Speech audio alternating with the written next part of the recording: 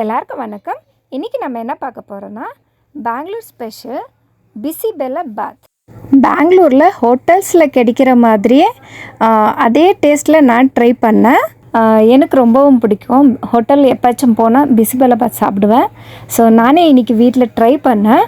ரொம்ப சூப்பராக வந்துச்சு. நான் எப்படி செஞ்சேன்னு ஸ்டெப் பை ஸ்டெப் சொல்கிறேன். ஃபஸ்ட் ஸ்டெப் என்னென்னா, துவரம் பருப்பும் அரிசியும் ஊற வச்சுக்கணும். நான் 2 கிளாஸ் அரிசிக்கு 3/4 கிளாஸ் துவரப்பருப்பு எடுத்திருந்தேன். நல்லா கழுவி ஒரு 1/2 hour ஊற வச்சுட்டேன். அது கூடயே கட் பண்ணி வச்சுருக்க கேரட், பீன்ஸ், நூக்கல், இது 3 காய்கறி தான் வீட்டில் இருந்துச்சு போட்டேன்.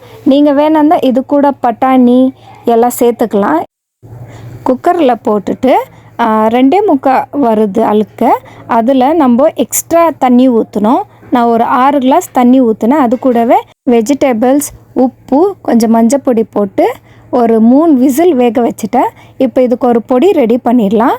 பேன் வச்சுட்டு ஆயில் வேண்டாம், ட்ரையாக ரோஸ்ட் பண்ண போகிறோம். இதுக்கு 2 டேபிள்ஸ்பூன் கடலைப்பருப்பு, 2 டேபிள்ஸ்பூன் உளுத்தப்பருப்பு, 1 டேபிள்ஸ்பூன் வெள்ளை எள்ளு அண்ட் 1 டேபிள்ஸ்பூன் கசகசா, 1/2 டீஸ்பூன் மெழுகு, 1/2 டீஸ்பூன் சீரகம், 1 பீஸ் பட்டை, 4 கிராம்பு, 2 ஏலக்காய்.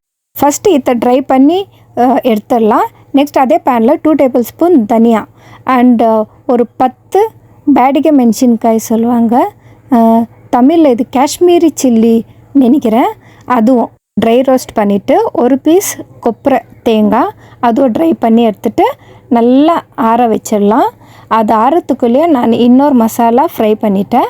பேன் வச்சுட்டு கடுகு போட்டுட்டு அண்டு ஒரு 4 காஞ்ச மிளகா போட்டு தாளிச்சிட்டு அண்ட் ஒரு கேப்சிகம் கட் பண்ணி வச்சுருந்தேன், அதுவும் போட்டுட்டு வெங்காயம் அண்ட் சின்னதாக 2 தக்காளி, இந்த மசாலாக்காக இதெல்லாம் போட்டு நல்லா ஃப்ரை பண்ணிக்கலாம்.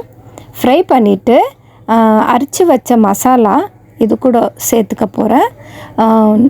4 டேபிள்ஸ்பூன் மசாலா போட்டேன். அவ்வளோ நல்லா சூப்பராக வந்துச்சுங்க.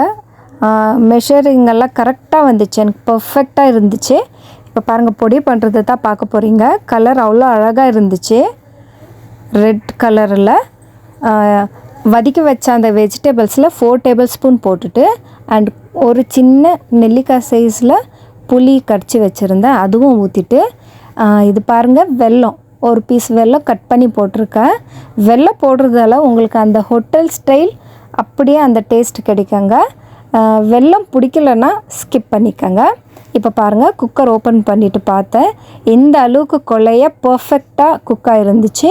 அப்புறம் நான் வதக்கி வச்ச மசாலாலாம் ஆட் பண்ணிவிட்டு உங்களுக்கு கன்சிஸ்டன்சி பாருங்கள் எப்படி வேணும்னு. கொஞ்சம் தண்ணி வேணும்னா ஊற்றிக்கலாம். ஊற்றிட்டு கொஞ்சம் நேரம் உப்பு அதெல்லாம் இப்பயே செக் பண்ணிவிடுங்க. செக் பண்ணிவிட்டு ஒரு 5 minutes லோ ஃப்ளேமில் கொதிக்க விட்டோம்னா நல்லா செட் ஆகிடும். அவ்வளோதான், பிசி பெலே பாத் ரெடி. ஒரு கண்டிஷன் என்னன்னா, சூடாக இருக்கும் போதே சாப்பிடுங்க, செம்மையாக இருக்கும், சூப்பராக இருக்கும். இது டிஃபன் பாக்ஸுக்கெல்லாம் எடுத்துகிட்டு போக முடியாது, ஒன்லி பிரேக்ஃபாஸ்ட்டு மார்னிங் சாப்பிட்டுக்கலாம். ஃபைனலாக 2 டேபிள்ஸ்பூன் நெய் விட்டுட்டு நல்லா மிக்ஸ் பண்ணிட்டிங்கன்னா சூப்பரான ஹோட்டல் ஸ்டைல் பிசி பெலே பாத் ரெடி. இது கூட சைட் டிஷ்ஷு காரா பூந்தி. இந்த கிரிஞ்சி காரா பூந்தி கூட அந்த சாஃப்ட் பிசி பெலே பாத் அவ்வளோ சூப்பராக இருந்துச்சு. நீங்களும் இந்த மாதிரி ட்ரை பண்ணுங்கள். இந்த வீடியோ பிடிச்சிருந்தா சப்ஸ்கிரைப் பண்ணுங்கள். நெக்ஸ்ட் வீடியோவில் பார்க்கலாம். பாய்.